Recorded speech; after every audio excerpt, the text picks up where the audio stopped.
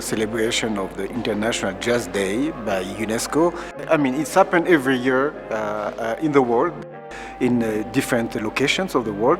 Of course, every year we select one country, one place where we make the most of the most significant activities, and we think that Ethiopia this year should deserve that particular celebration.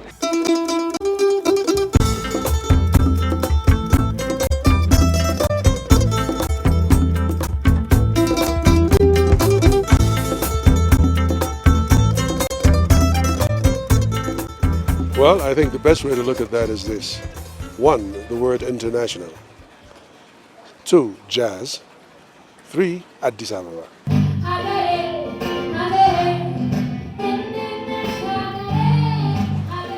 That tells you that jazz has a major, large footstep in the world, and that this festival, one day devoted to that, is taking place in Addis Ababa, which now places Addis Ababa on the map of jazz experience.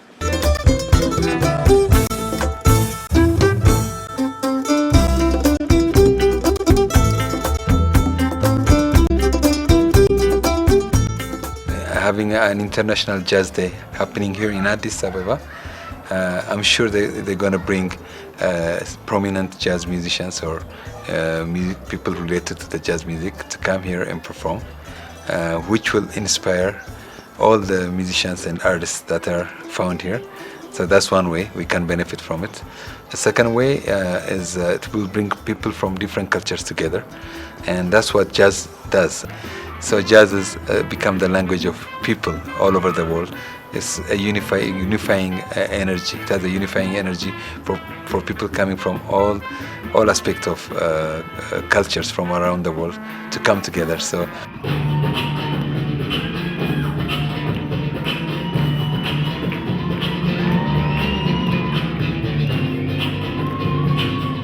And there is an International Jazz Day, knew it existed.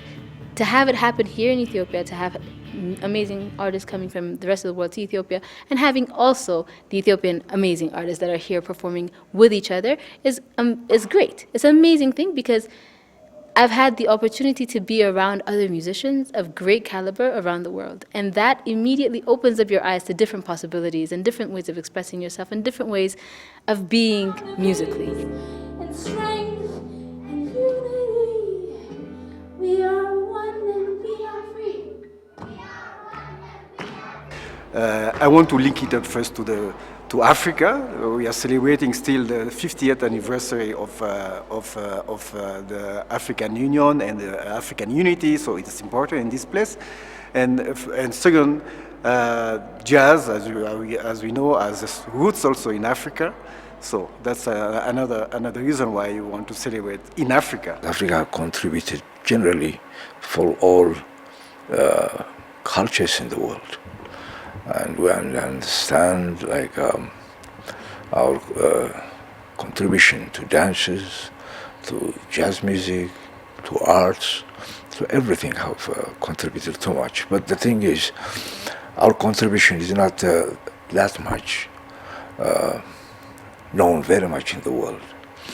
And even if we take Ethiopia, actually, when we talk about jazz, just briefly to talk about it, we have a tribe in southern Ethiopia called the Darashes.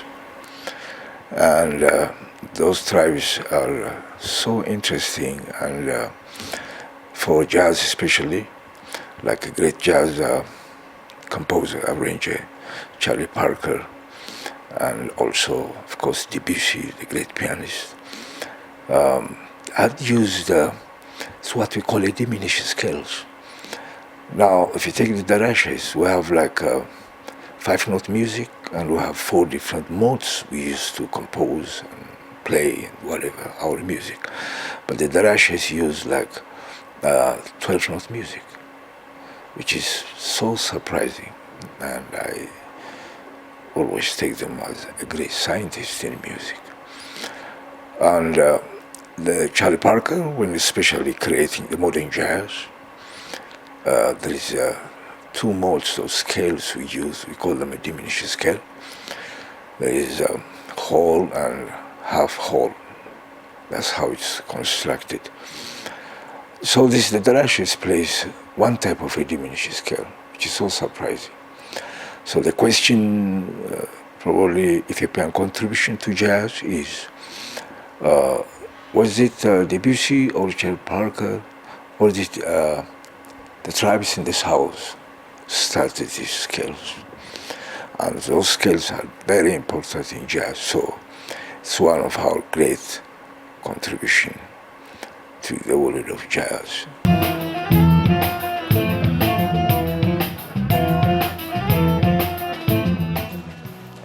We now see people like Mulatu Astatke, who's credited for being the dean of Ethio Jazz. This means, of course, he's taking Ethiopian elements, the instruments designed in Ethiopia, within Ethiopian cultures, to address Ethiopian internal feelings and expressions, and applying that into this fusion that is now called jazz. So this fusion is now melding, and we're finding common ground of peoples from abroad, in the diaspora, and in Ethiopia, and other parts of Africa as well. Now jazz scene is building up, it's coming up, and Ethio Jazz could be a very good example to that, because I played also on the top stages in the world, played for audience like 240, 250,000 people, like the Montreal Jazz Festival. That's where like Miles Davis, Colton, the genius, the highest people have played on that stage. So Ethio Jazz had this chance to play next month, which is so great, so big. And also I'm playing in Sao Paulo for the World Cup in Brazil. Ethio Jazz, the term Ethio Jazz, and the music of the 60s and the 50s, that era has definitely been a very great ambassador to Ethiopian music beyond the world, beyond Ethiopia. In terms of the contemporary musicians, a lot of the contemporary musicians that many Ethiopians really admire are the jazz musicians. They are jazz trained and they are into jazz. They really love it. And I think that has made a very big impact on the young population as well, to want to learn jazz. They want to be like the people that they admire, from Mulatu Astatke to Avagaz Kurokshiota to the next generation of musicians that are also really creating amazing work, instrumental music, and in bands and different groups. And something very unique about Ethiopia is that really everyone is into jazz music. I think the strongest kind of market for live music. Like whenever there's a jazz concert, everyone is going there. And I think it's related to like this Ethiopian scale. So, and I think it's very deep into the Ethiopian culture.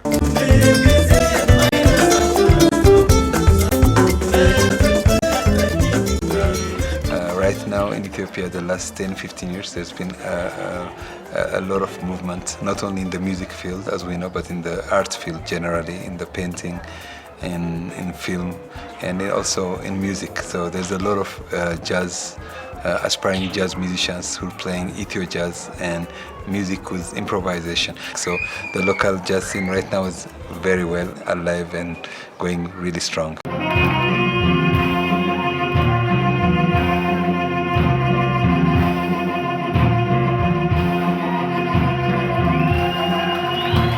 I think it's vibrant.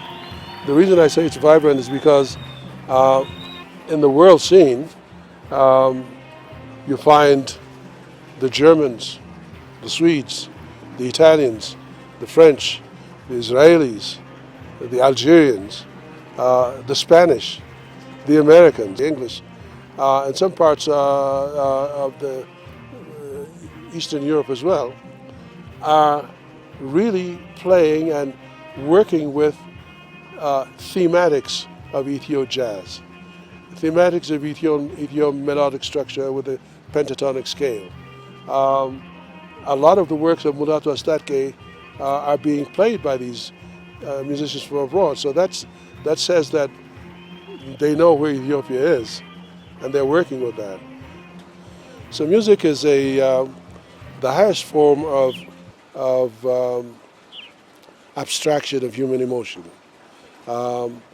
It allows us to process or manipulate highly abstract feelings, things that we cannot put in words. Jazz music is a kind of like a universal language that everyone all over the world who has like some experience, who is really like has some experience on an instrument, it gives you the possibility to play in all places in the world with different people, and it's like the biggest thing for communication which is available for humans. I think it's really this big. Jazz is like the improvisation, talking to people with music is like, it's the best. I've lived in many different countries. In different countries, even when I didn't know what they were saying, I've joined the choirs. And that was the first point of contact when you say, oh, where are you from? Who are you? What does the song say? What is the story? What is the culture that you come from that has brought this story to life? Everywhere I've moved, the first thing I do, I try to find the artists and the musicians, because you don't have to speak the same language. We speak in chords, we speak in tones, we speak in rhythm. And these things are the easiest ways to immediately bond. And you don't even have to think about it. You know when you feel connected. Jazz is a great way to open yourself up musically because it really frees you up. It is about freedom, it is about expression, it is about self and connection. It's not so formulaic as other things are. It's really about taking whatever is your culture and your story and putting it out there musically. So I think it's very relevant for us.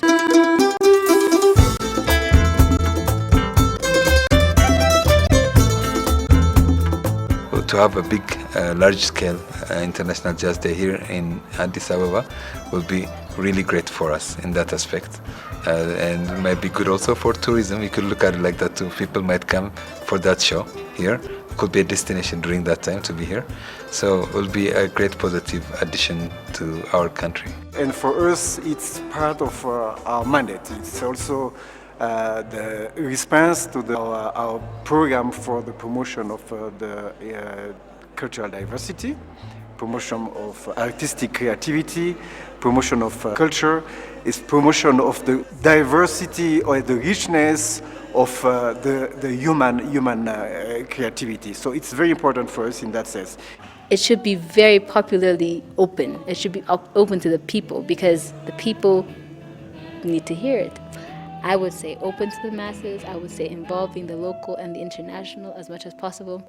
And I would say in a way that continues to build the next years and the next years, but not just a moment, but something that continues to build on year after year.